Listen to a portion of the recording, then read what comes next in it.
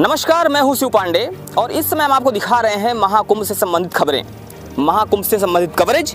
और इसी बीच हम आ गए हैं महाकुंभ में, जहां पर देवराहा बाबा का आश्रम लग रहा है, आश्रम बन रहा है। और यहाँ पर देवराहा बाबा के आश्रम से संबंधित जो लोग हैं बैठे हुए हैं, और साथ ही साथ देवराहा बाबा के यहाँ पर गुरु भाई या उनका शिष्य, उनके शिष्य के रूप में हमारे सामने एक संत जी उपस्थित हैं। आइए इनसे बात करते हैं देवराहा बाबा के संबंध में। चूँकि देवराहा बाबा अपने समय में काफ़ी प्रसिद्ध रहे हैं। अगर उनकी बात की जाए तो राजनीति से लेकर आम जनमानस तक उनकी विशेष मान्यता रही है, विशेष पकड़ रही है। देवराहा बाबा के साथ आप काफ़ी समय तक रहे भी हैं, तो उनके विषय में थोड़ा बताइए कुछ लोगों को। देखिए, सिद्ध महापुरुषों का वाणी गुणानुकथने श्रवणो कथायाम संभव नहीं है, क्योंकि जो वाणी बोलती है वो देखती नहीं है, और जो देखता है नेत्र वो बोलता नहीं है। तो भिन्नता तो ये है। वो सिद्ध महापुरुष के विषय में अब मैं क्या कहूँ। उनका तो सन्निधि प्राप्त हुआ मुझे सन 74 से लेके 90 तक जी। और प्रधान रूप में सेवक में मैं रहा। मेरा नाम है रामाखंड दास जी। और मैं इसी स्थान पर मैं सेवा भी हर साल करता रहा। हर साल मतलब जब वहाँ मंच गढ़ता रहा यहाँ पे, तो महाराज जी यहाँ रहते रहे। और यही स्थान है प्रयागराज का। तो महाराज जी देवराहा बाबा जो थे वो हर माघ में यहाँ पर आते थे या कुंभ आते थे? नहीं, हर माघ में आते रहे। अच्छा। किसी भी भक्त आर्त लेके जाए, अपना दुख लेके जाए, तो पहले मंत्र जपवाते रहे कि कृष्णाय वासुदेवाय हरे परमात्मने प्रणत क्लेशनाशाय गोविंदाय नमो नमः। इसको जपो जी। तो अच्छा, महाराज जी जब देवराहा बाबा थे तो अक्सर क्या वो लगातार देखा गया कि वो मचान पे रहते थे। उनका ऊंचा सा मचान होता था और हमेशा उसी में रहते थे। क्या वजह थी उस मचान रहने की? बाकी देखा जाता है साधु संत कुटिया में रहते हैं या ऐसे टेंट तंबू ऐसा बना के रहते हैं, लेकिन वो मचान में क्यों रहते थे? अरे मचान में रहते रहे, वहाँ मचान में ही नहीं रहते रहे। भक्तों को भी पूर्व हवा में है तो पश्चिम खड़ा करते रहे, पश्चिम हवा में है तो पूर्व खड़ा करते रहे, उनकी गंध न लगे। क्योंकि हर मनुष्य के अंदर जो है गंध होता है। जोगी रहे वातावरण के लिए जो है हटा भी देते रहे लोग। पूर्व आता तो पश्चिम खड़ा हो, पश्चिम हवा चले तो पूर्व खड़ा हो, हवा न लगे। अब सोचिए, शौचास स्वान जुगुस्सा परेर संसर्ग उनका सिद्धांत था कि देहधारी से दूर रहो। जितने देहधारी हैं सबके विकार अलग अलग है, संस्कार अलग अलग है, उनके स्वभाव अलग अलग है, उनके अलग हट करके जोगी रहता है। तो उसका मंत्र है पतंजलि योग में, तब बाद में पढ़ा तो पता चला कि उसमें एक सूत्र है, शौचास स्वं जुगुस्सा परेर संसर्ग। दूसरे के संसर्ग से जोगी दूर रहता है। इसलिए जो है मचान पर रहते रहे और उपदेश दूसरे का कल्याण करने के लिए हमेशा जो है उपदेश करते रहे। समझ गए? तो ये मचाने का रहने का जो रहस्य है कि एकांत में जोगी समाज में नहीं रहता, क्योंकि कोई जोग जो है समाज में रहने से सिद्ध नहीं होता है, उसको एकांत चाहिए। जी। संग वर्जित लिखा है ना गीता में, तो वो संग वर्जित रहते रहे। और वो महापुरुष जो है, जैसे राम जन्मभूमि की बात है, मैं बता देता हूँ। मैं उस समय रहा, यही प्रयागराज करके जो पत्रकार लोग आए थे, प्रश्न किए कि आप कहते हैं कि जब लगे रहो बिगुल बजाते रहो राम जन्मभूमि का, हो जाएगा सब काम। तो लोग कहे कि कैसे हो जाएगा जब मुसलमान विरोध करेंगे? तो कहे नहीं, मुसलमान कुछ नहीं विरोध करेंगे, सब प्रेमी हो जाएंगे, सब मिल के बनाएंगे, मुसलमान भी हमारे भक्त हैं। तो इसलिए जो है महापुरुषों की आज वाणी सिद्ध हो गई। मैं देखा यहाँ कहीं कुछ नहीं हुआ, सब शांति से प्रेम से। धर्म जो है अपना उस पर अडिग रहना चाहिए, अडिग रहना चाहिए। शांति से देखने में आया राम जन्मभूमि का, वो भी समय देखा हूँ मैं। अच्छा महाराज जी, देवराहा बाबा के विषय में एक बात और कही जाती है कि वो कोई भी बात को जान भी जाते थे, पहले देख भी लेते थे, और उनके भक्त जो थे बड़े बड़े राजनेता से लेकर आम जनमानस तक था। उनके विषय में कोई ऐसा वाकया जो आपने उनके साथ रहते हुए देखा हो, जिसमें उन्होंने कोई इसके राम मंदिर के अलावा भी और बहुत सारी चीजें उन्होंने भविष्यवाणी की? आए प्रश्न करते रहे कि बड़े लोगों से बात करते हैं, छोटे लोगों को दूर हटाते हैं। तो महाराज जी को उपदेश किए कि बच्चा तू लोग तो दुख मानता है, तुम्हारे ही कल्याण के लिए एक कलेक्टर को उपदेश देगा तो पूरे गांव का जो सड़क बना देगा, कोई उपदेश कर तुम्हारा कल्याण। तो तुम्हारे एक एक आदमी से बात करने से तो मेरा काम नहीं चलेगा, मैं तो सबकी भलाई चाहता हूँ। तो तुम बताओ कि हमारी गलती है कि हर आदमी से बात करना संभव नहीं है। एक उपदेश किया था 1000 को प्रभाव पड़ जाएगा। इसीलिए बड़े लोगों से उपदेश देता हूँ तुम लोगों का कल्याण करने के लिए, कि एक समझ जाएगा तो कितना कल्याण हो जाएगा। एक प्रधानमंत्री को समझा, देखिए गौरक्षा की बात है, इंदिरा गांधी आई थी, मैं वही था, पहली बार जो देवरिया में दर्शन की 11 बजे रात को, तो मैं वही था।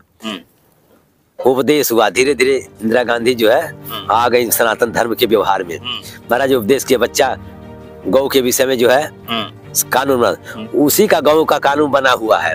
तो उसने कहा कि महाराज और प्रांत में तो लागू कर दिया हूँ, लेकिन 3 प्रांत नहीं मान रहा है गौ रक्षा में, दक्षिण भारत का। तो अच्छा बच्ची लगी रहो, धर्म का काम करती रहो।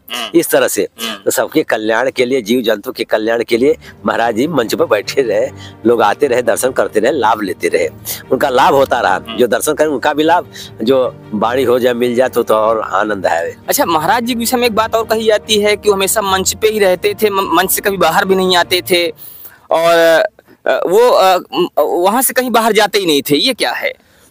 अब तो एक बात बता दिया कि सूत्र भी बता दिया, शौचालय संयोग सपर संसर्ग का। इस तरह से महाराज योगी महापुरुष रहे, नीचे आने का मतलब नहीं, ऊपर रहते रहे, उपदेश करते रहे, लोगों को बताते रहे, रास्ता बताते रहे। और वो महापुरुष के विषय में हम जो कहेंगे वो आप विश्वास तो करेंगे ही, क्योंकि आप लोग पत्रकार हैं। एक बार हमने पूछा कि महाराज ये क्या है, कहे बच्चा देखो, त्यागी प्रहलाद दास जी, निरंजन दास, पुराने रामचरण दास, जोगी राज रामचरण दास, तीनों शिष्य हैं। जंगल में जो है एक बार लोग कहे कि हम उनको रोक दिया, हमने रोक दिया, हम गए बाघ से बात किया, तो लोग देखते रहे छिप करके। तो कहे हम लोग चले, कहे तुम मत जाओ, तुम्हारे मान का नहीं है। क्यों? आप लोगों ने बाघ से बात किया? नहीं, महाराज जी बात किए। अच्छा। हम लोग नहीं, महाराज जी, देवरा बाबा महाराज। अच्छा। मैं उनकी बात बता रहा हूँ। तो उन लोगों शिष्यों को रोक दिए कि नहीं तुम मत जाओ। कहे महाराज कहे आप जा रहे हैं, हम लोग नहीं जाए। कहे तुम जाओगे तुम काट खाएगा। तो आप कहे क्यों बच गए, आपको नहीं काटा? कहे देखो मैं उसका रूप बन गया, तब जब हम रूप बन जाएंगे तो हमारा चरण चाट के चला गया। तो देखो ये आत्म की सिद्धि जो है ये होती है। तुम अपने को समझेगा हम मनुष्य हैं, हम जो है वो अपने को समझा कि हमारे रूप है बाघ। तो अब बताओ ये आत्म सिद्धि है, तो तुम्हारे मान का तो नहीं है, तुम साधना में उतना परिपक्व नहीं हो। तो इस तरह से उपदेश की। तो ऐसे महापुरुषों के हमारा भी भाग्य है, देखिए कहाँ के रहने वाले हम, और कैसे महापुरुषों का संगत मिल गया। तो एक जन्म की बात है, पूर्व जन्म का कुछ संस्कार रहा होगा तब आए बचपन में जी। और सेवा भी मिली। वो लोग चाहते रहे कि मैंने हम लग जाए, लेकिन हमारा वहाँ भर्ती हो गई, मैंने हमारी सेवा हो गई। तो ये पूर्व जन्म का संस्कार रहता है हर जीव का, है? तो सेवा मिलती है महापुरुषों का। तो आप 1974 से 91 तक उनके साथ रहे? हाँ, और 91 का 90 तक शरीर छूटा है उनका। अच्छा, 90 तक। हाँ, तो 90 तक आप साथ में रहे। महाराज जी, उनकी उम्र को लेकर बहुत सारी बातें की जाती हैं। कुछ लोग कहते हैं कि वो 550 साल तक जीवित रहे, कुछ लोग कहते हैं कि 250 साल तक जीवित रहे। चूंकि आप उनके साथ काफी लंबे समय तक रहे, तो प्रश्न करते रहे जी कि महाराज अवस्था बताई जाए, हम छापे, प्रचार प्रसार करें। कभी वो उम्र नहीं बताए। क्यों? सिद्धांत है, माता च कमला देवी, पिता देव जनार्दन, बांधवा विष्णु भक्ता च स्वदेश भुवनत्रयम्। यह पूरा वैष्णव लोग बांधव है। माता च कमला देवी, लक्ष्मी नारायण जो है यही माता पिता हैं। उम्र की विषय में सब लोग पूछते हैं कोई उम्र बता दीजिए। महाराज कभी उम्र नहीं बताए। उम्र के विषय में महाराज का ईश्वरलीन लिख दो अपने पत्र में, ईश्वरलीन अवस्था। क्योंकि जीव अविनाशी है, चेतन अमल सहज सुखराशि है, तो इसकी अवस्था नहीं है। ये तो परमात्मा का है, परमात्मा का ही बना रहेगा, उसका उम्र नहीं। तो इस विषय कभी उम्र के विषय कहे ही नहीं कि मैं 10 वर्ष का हूँ, 50 वर्ष, 100 वर्ष का हूँ, 500 वर्ष का हूँ, ऐसा अपने मुंह से कभी नहीं कहे। लेकिन आपको क्या लगता है, आप चूंकि उनके साथ रहे हैं, लंबे समय तक रहे, तो आपको क्या लगता है कि उनकी उम्र लगभग कितना रही होगी जब वो ब्रह्मलीन हुए? ये तो मान के चलिए कि 100 से तो कम नहीं रहा होगा, क्योंकि नियम है कलयुग में अवस्था के विषय में कि 120 बरस तक ये मानव जीवन जो है कलयुग में जो धारण करेगा 120 बरस इसकी अवस्था होती है। अब इतना रहा महापुरुषों में। अभी तो हमारे गुरु भाई शरीर उनका छूटा 5-7 बरस हुआ, उनकी अवस्था 125 बरस, कलयुग की पूरी आयु, इससे ज्यादा और कोई नहीं जिएगा, पूरी आयु जिए। उनका नाम गजाधाराचार्य स्वामी जी, अपने गुरु भाई चाचा गुरु थे। तो महाराज जी के विषय में आप समझिए कि कलयुग की आयु पूरी कर लिए हैं। अब इतना जरूर था विलक्षणता कि 100 वर्ष पहले भी अगर एगो कोई सुई खो गया जाएगा तो उसको भी याद रखते रहे इस समय ये इतना स्मरण, तेज बुद्धि, इतना जो है जैसे कंप्यूटर हो इसी तरह से जो है याद रहा। तो महापुरुषों का कुल विलक्षणता है। आप महाराज जी के प्रधान सेवक रहे। हाँ रहे। और महाराज जी के साथ हमेशा रहते थे। कहा जाता है कि जैसी संगति में हम रहते हैं, जैसे लोगों के साथ रहते हैं, कहीं ना कहीं वो प्रभाव आ जाता है। चुंबक के साथ लोहा रहता है तो लोहे में भी चुंबकत्व का प्रभाव आ जाता है। कोई एक ऐसी चीज और एक ऐसा प्रभाव जो आप में पड़ा हो महाराज जी के साथ रहने से? अरे तो अभी तो बताया उनकी बात, घटना। और महाराज जी जो लोग सिखाते, आप रामदेव इस समय बने हैं, लेकिन वो समय योगी सम्राट देवराहा बाबा थे अपने जमीन, हम लोगों को सिखाते रहे बचपन में। अब तो हमारी भी बुढ़ौती आ गई है, अब का हम सीखेंगे? जो लड़कों में भी सिखा जाता है, कोई भी कार्य जो है नया में ही सिखा जाता है। पढ़ लो, लिख लो, जो कर लो सब। जोगी का नाम न्योली, देवती, खेचरी, गोचरी, कुल विद्या जो है सिखाते रहे बैठा करके। वो भी एकांत में जब भक्तों से भीड़ अलग हो जाए तब सिखाते रहे। तो महापुरुषों की छत्र छाया यही बहुत है, हम लोगों के लिए आशीर्वाद है, जो आज भी आनंद ले रहा हूँ स्मरण करके। देवराहा बाबा का सानिध्य जो आपको मिला, उसको लेकर आज आप कैसा महसूस करते हैं? आज हालांकि वो नहीं है आपके बीच में, हमारे बीच में, लेकिन क्या महसूस होता है उनकी जब कभी याद आती है? बहुत अपने भाग्य को सराहता हूँ कि पूर्वजन्म का मेरा भाग्य है, कैसे महापुरुषों का संगत मिला। ऐसे महापुरुषों का संगत मिला और बचपन से मिला, बचपन से आ गया था इस लिए मैं सेवा में रहा और उनका स्मरण करके आनंद, आज भी मैं आनंद को अनुभव करता हूँ, है ना।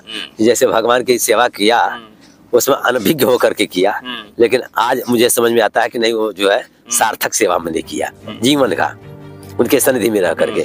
ये आज भी अनुभव कर रहा हूँ। उसमें अज्ञान में क्या जी उतना ज्ञान था नहीं, लेकिन आज वो मैं अनुभव कर रहा हूँ कि वह भाग्य जो है मेरा कई जन्मों का पुण्य हुआ कि ऐसे महापुरुषों का संगत मिला। समझ गए कि नहीं? जी जी। अब उसको स्मरण करके आनंद लेता हूँ, आज भी आनंद लेता हूँ, उनका उपदेश आनंद लेता हूँ। तो आप सुन रहे थे, आप देख रहे थे, ये हमारे बीच में थे देवराहा बाबा के प्रधान सेवक जी, जिन्होंने देवराहा बाबा के साथ 20 वर्ष का लगभग समय बिताया और इन्होंने जो चीज़ें देखी, जो चीज़ें बताई, जो चीज़ें महसूस करी, वो सारी चीज़ें बताई। बहुत सारी चीज़ें जो अनसुने किस्से हैं, अनसुनी बातें हैं, वो भी आपके सामने हमने महाराज जी के माध्यम से रखी। तो इस पर आपका क्या मानना है? आप हमें जरूर बताइएगा। मिलते हैं फिर से, तब तक के लिए जय हिंद।